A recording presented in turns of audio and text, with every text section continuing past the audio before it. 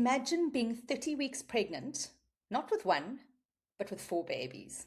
Well, this week on 𝗀𝗻 by 𝗦𝗺, we are back with Sam Smith, who is now expecting quadruplets. And this time we're joined by Kath 𝗏𝗏. She's our resident pediatric dietitian and the person that I turn to for absolutely everything around infant feeding. And so today we're going to talk about what it takes as a pregnant woman to nourish 4 babies and 3 placentas. 2 of them are identical twins. We get into the practical realities, like why a smoothie moves through the body faster than a meal, and exactly the type of protein that will help to support the placenta and its health. And then also clever ways for Sam to add calories in without adding volume, because she can't fit it in at the moment. There's just no room left to fit in anything that she's eating.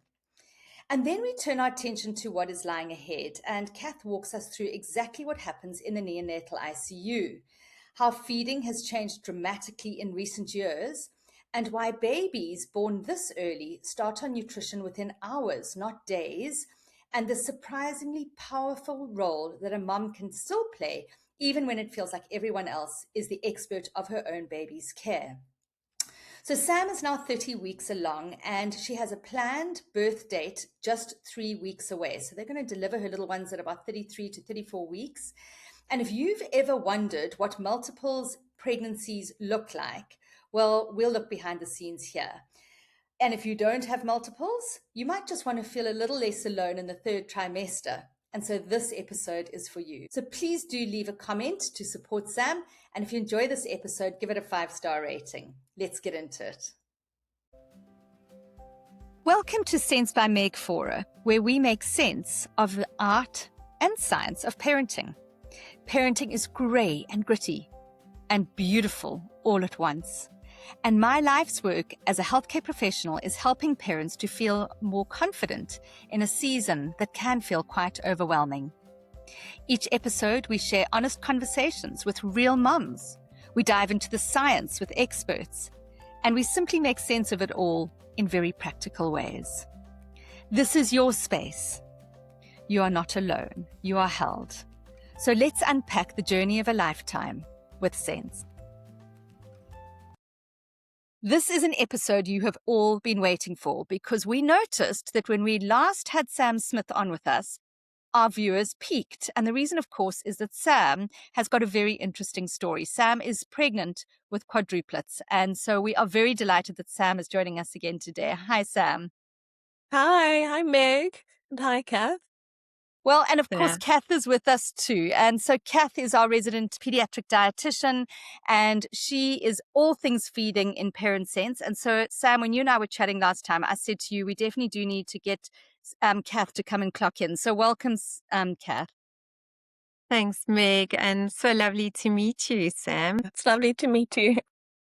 Excellent, Sam. So, of course, what all of our mums are going to be wanting to know is how far along are you, and how have the last couple of weeks been going for you? Yes, so this is week 30, and it's definitely a celebratory week. We've been I remember from quite early on, we were hoping to get to, week 24 and week 26, and definitely, getting to the 30s was going to be was a goal for us.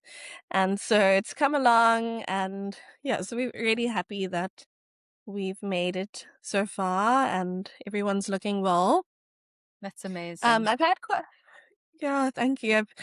We've had quite a few visits. We've been seeing our sonographer quite regularly, the maternal fetal health specialist. I might get the name wrong, and then also visiting our gynae. Yeah, and things are just going well. I think the babies are thriving. At the moment, I can feel like my body slowing down and just becoming really tired.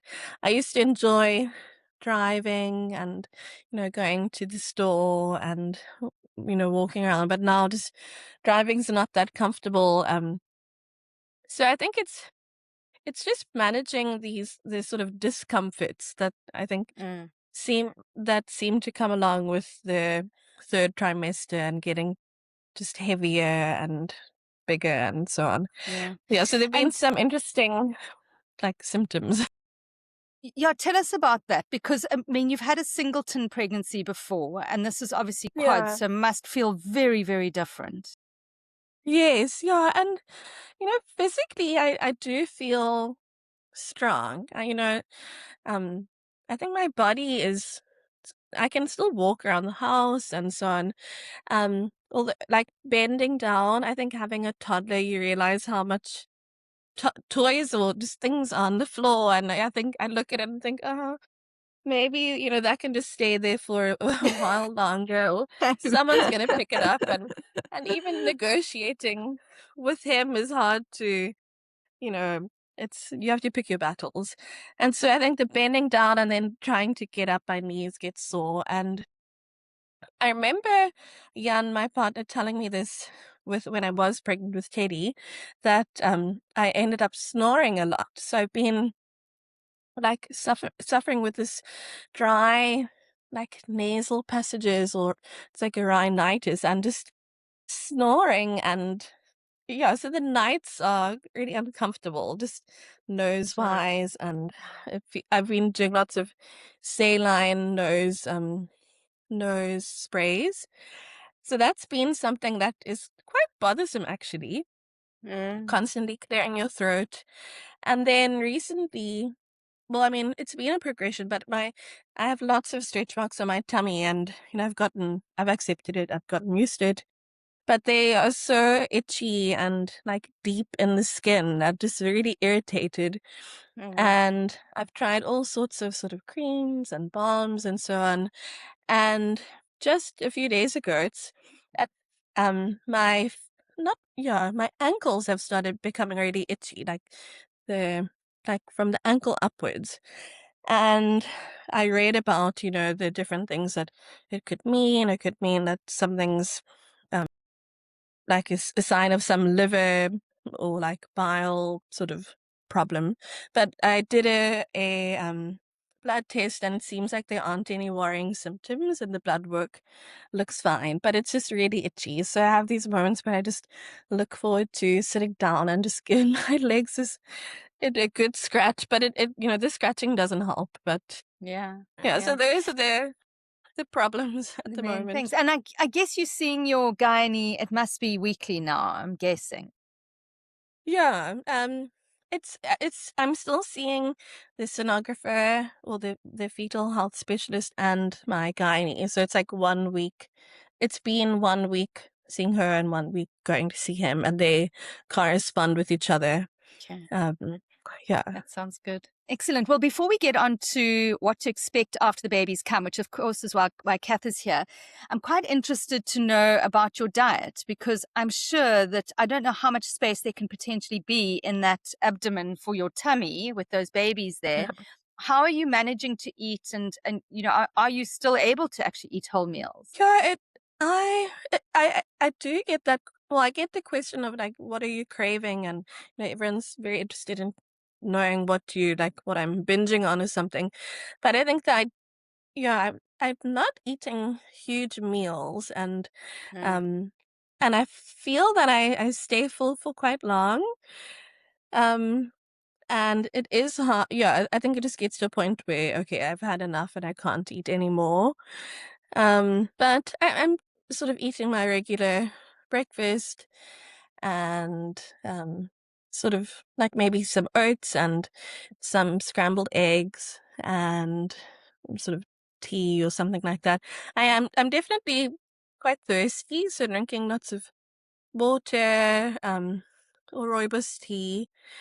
Um, and I am aware that, even just drinking a lot of liquid can fill up the space for, that, I don't know, maybe I should be filling with food. But I'm not eating it very huge amount. Although I think drinking a smoothie is probably a bit easier than trying, when you're not really that hungry, but trying to get in some more calories. But so far it's been fairly, I would say my usual amount of food.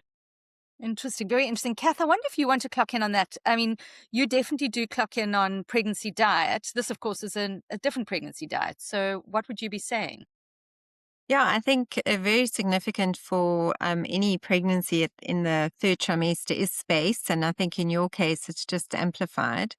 And as to your point, what we actually know, the hormones in the third trimester slow down the tummy from emptying out. So it's not just that you've got less space, but your tummy also is slower at actually emptying the food out. So that feeling of feeling fuller for longer is very significant. And certain foods empty slower anyway, like proteins and fats, and foods that you have to digest. But whereas like a smoothie, it's pre-digested because you've blended it up. If you put some protein powder in your smoothie, nothing much has to happen in the stomach. So it can pass through that much quicker. And so the time from stomach into going down into your bowels is a lot quicker for you, and that will make you feel more comfortable. Because the risk also, obviously, if your stomach stays full for too long, is the risk of reflux and that sensation of heartburn. And so if you're starting to experience that more and more, you definitely want to go to some more liquid diets, and obviously your smaller meals is very helpful, which you've kind of figured out. But I would definitely encourage you to do your smoothies, some of your shakes, and those type of things, just to help you with your comfort.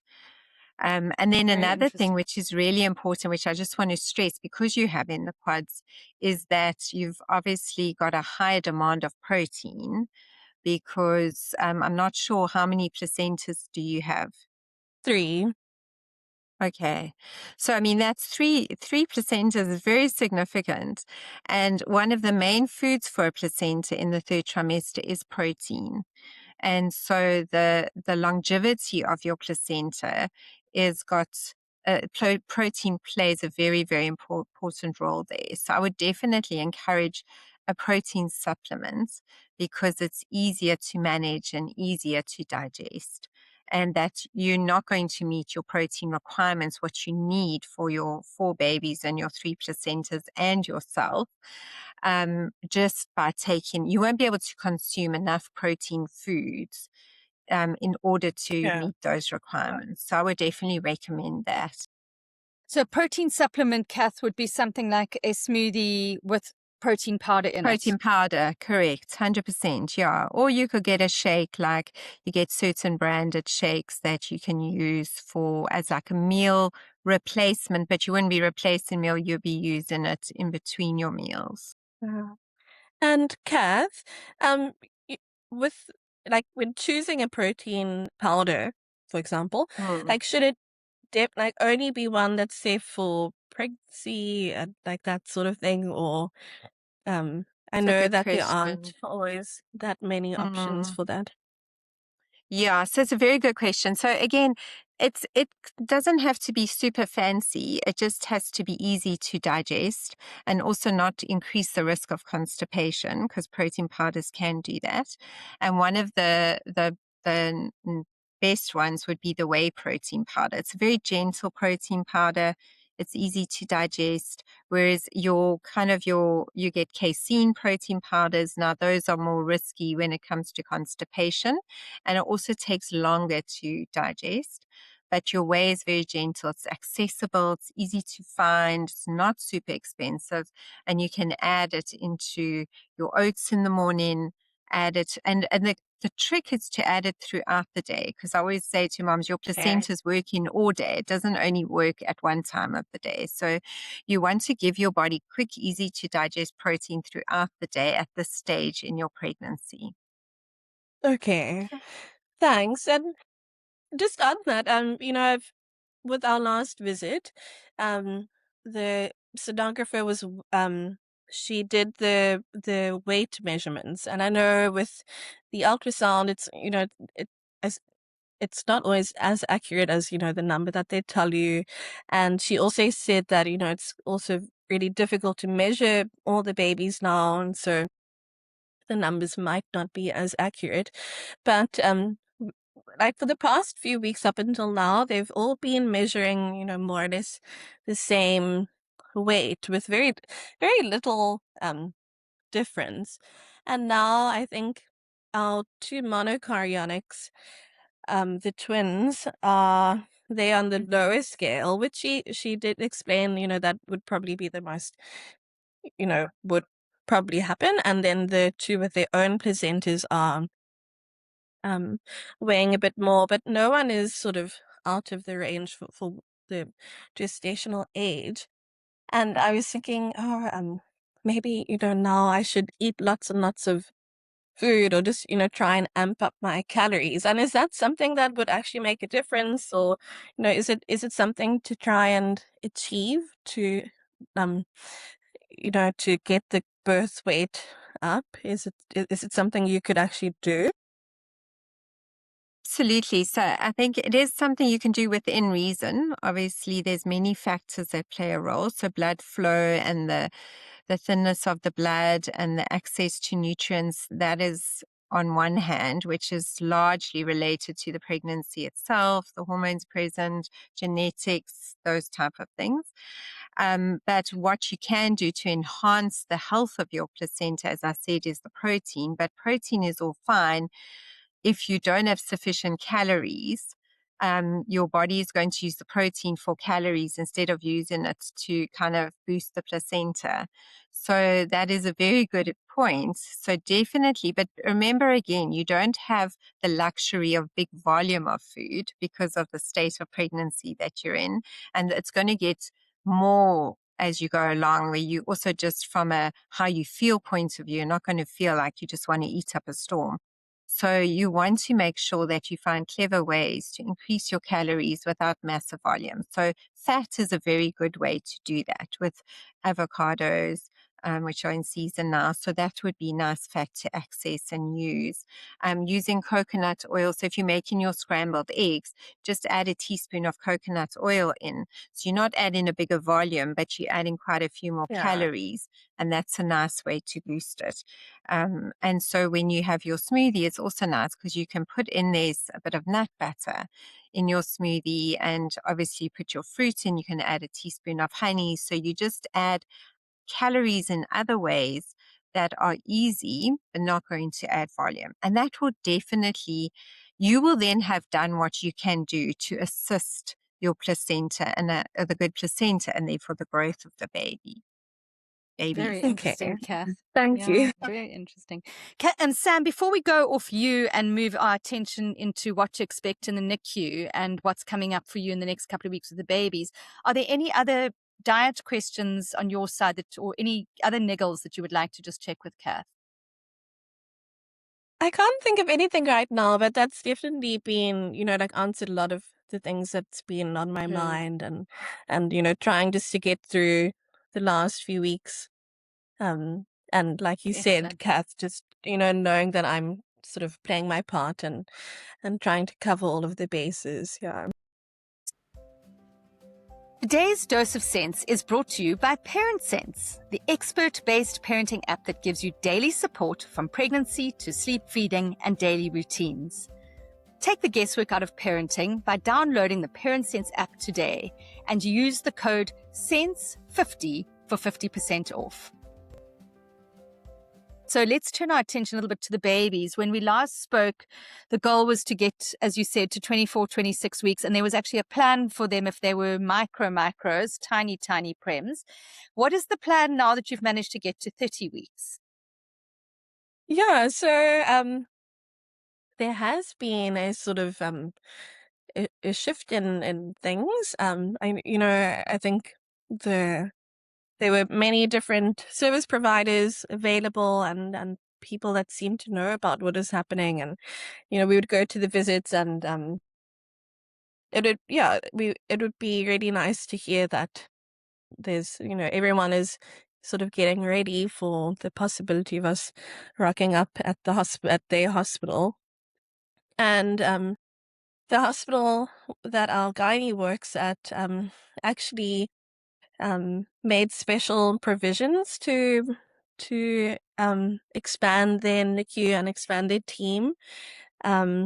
in order for us to have our babies there. So it would be the same space and place where we had our first son.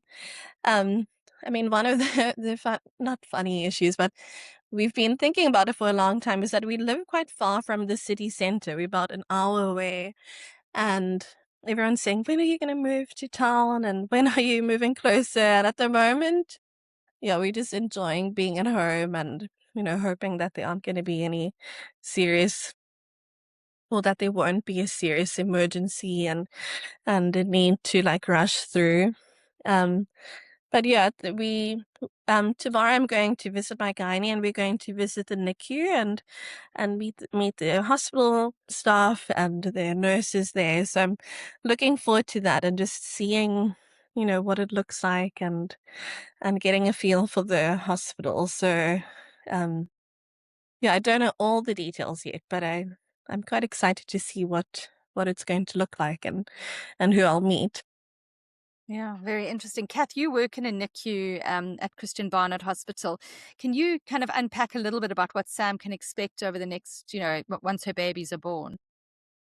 Yeah, so I think the reality in neonatal ICUs is that you've got a group of obviously professionals around that are going to be able to assist, as you say, with the staff, qualified to help you and very specialized in that space. That's the one thing with the neonatal staff. They seldom move around the hospital. You sometimes get the pediatric staff going into an adult ward if the peds ward is quiet, and vice versa. But that doesn't happen with the neonatal ICU staff because they are so specialized. And obviously, depending on when your babies come, will depend on how we start the journey of the feed-in. Definitely over the years, it's shifted dramatically from delaying the feed-in to actually feed in as early as possible. And that has been a very exciting development, and even more so kind of highlighted in the last 5 years, I would say. And so if your babies are born around this time now, around 30 to 32 weeks, we'll definitely probably start them on a feed that we call TPN, which is feeding them through their veins. I don't know if your gynae's mentioned it to you, if people have mentioned it to you. And that is because they really are not going to be able to get the nutrition from your milk, as wonderful as your milk is. Their needs are incredibly high because of the age that they are. And so we don't want to miss a beat giving them the nutrition that they need for their ongoing growth and development and their ongoing brain growth. And a very interesting kind of focus of the last while has been looking at that when you have a term baby, we expect them to lose some weight, and we're quite relaxed with that post-delivery. And we all kind of expect, and we give them like 2 weeks to catch up. But with a prem baby, they might lose also a little bit of weight, but we want them to catch up as quick as possible, like in a few days, not in 2 weeks, because prem babies are programmed to be growing, ongoing. There should be no weight loss in their journey. So that is a shift in the way we manage them. So what has also been a shift then is that TPN, which we call parenteral nutrition, which goes through the veins. We want to transition from that onto feeding through the gut, and where we kind of equalize the calories and the protein when we transition them, so that we don't lose time with that. And that's why we also like to start feeding them as early as we can with the breast milk, right at the onset, right in the beginning. Now, obviously, with 4 babies, you're probably thinking, oh my word, that's a hang of a lot of breast milk I'm going to need. And what you will definitely be eligible for donor breast milk.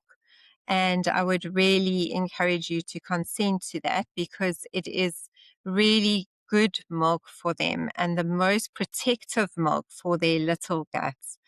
And it's going to also help us to progress feeds.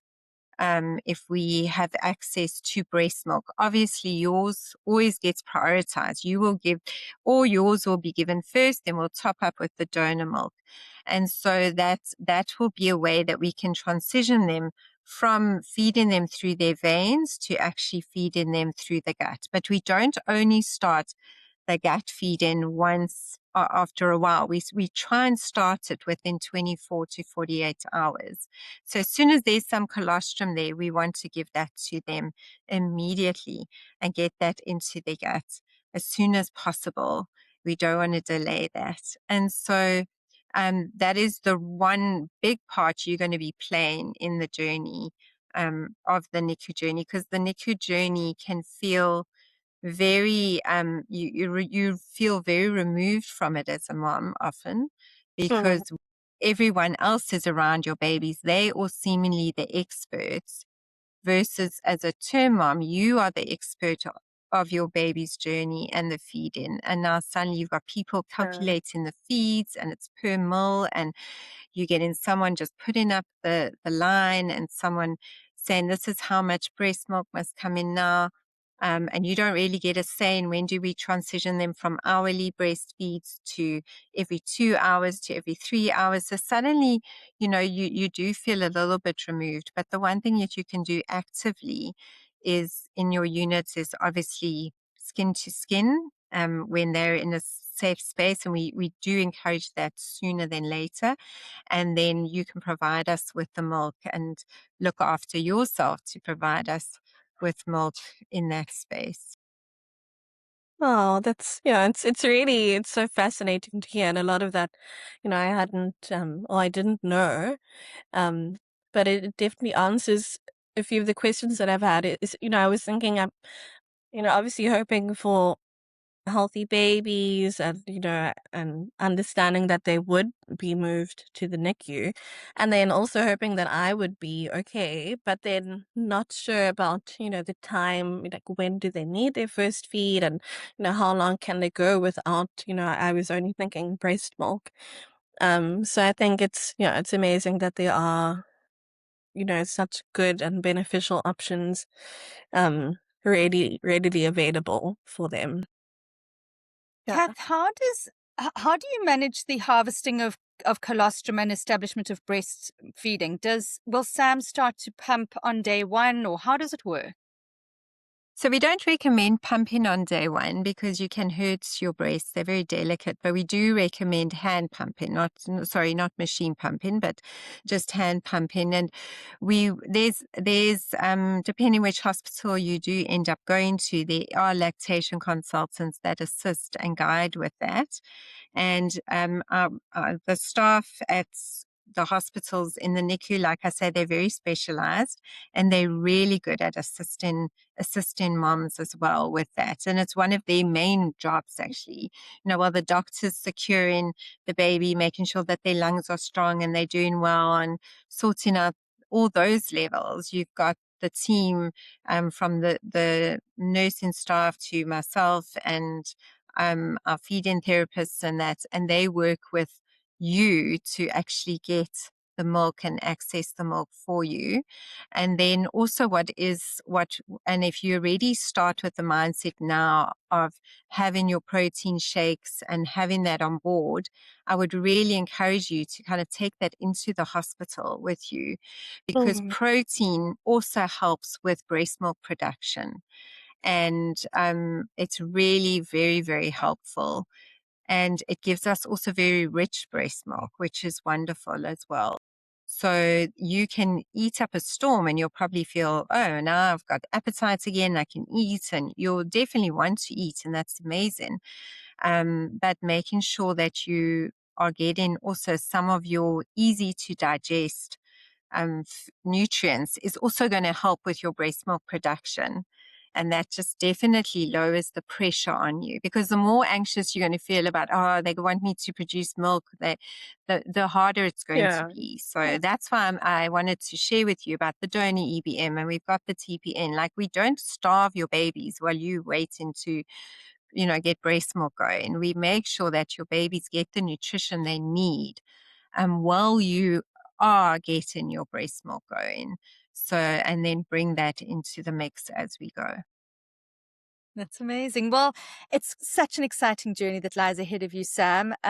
We are hoping that you're going to stick in there for a little longer. What is your goal now that you've made it to 30? What's the next goal post for you? So we have 3 more weeks. Yeah, the C-section is planned. It's actually planned on a Saturday, and they've made sure that they have just a day that there aren't going to be other bookings or no other serious emergencies coming in. So just hoping to get as close to that date as possible. And my son Teddy, he's turning 3 in 2 weeks' time. So I'm hoping to still be, sort of mobile and just to have a nice small. We had a bigger party with friends and things a month ago. Yeah, about a month ago. So just a nice little get together, something small for that. And then just taking it easy. We've there's still lots to do. I think I just look at all of the things and I get tired. So I think just getting in our friends and troops. Yeah, to finish everything. Our moms of singletons are all wondering how you're doing this because they're tired and they've just got one baby to carry. So you're amazing, Sam. Moms, if you want to be the first to know that Sam's baby's been born, you will want to follow her on Sam Smith of Cape Town. And so I'm sure, Sam, that you'll update us on Instagram. And Yes. I guess the next conversation that we have with you will be after the babies are born. We definitely won't put any pressure on you, but we would love to hear the news as well. So all the best from all of us. Thank you so much. And thanks so much for today. Thank you. Thank you, Sam. And thank you, Kath.